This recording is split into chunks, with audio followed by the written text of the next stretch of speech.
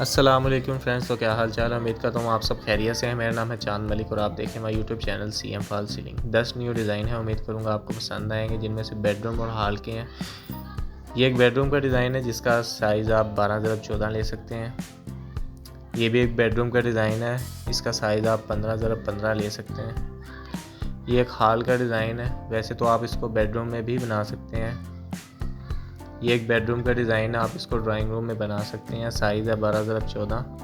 ये एक बेडरूम का डिज़ाइन है, साइज़ इसका 11x14। ये एक हॉल का डिज़ाइन है, ये डबल फ़ैन हॉल कह सकते हैं, डबल फ़ैन बेडरूम कह सकते हैं आप। ये भी एक बेडरूम का डिज़ाइन है, इस पर भी डबल फ़ैन है। लास्ट में ये एक हॉल का डिज़ाइन है। उम्मीद करूँगा ये डिज़ाइन आपको पसंद आएंगे। डिज़ाइन पसंद आए वीडियो को लाइक कर देना, हमारे चैनल को सब्सक्राइब कर देना। तो मैं चलता हूँ, इंशाल्लाह मिलेंगे हम नेक्स्ट वीडियो में। तब तक के लिए अल्लाह हाफिज़।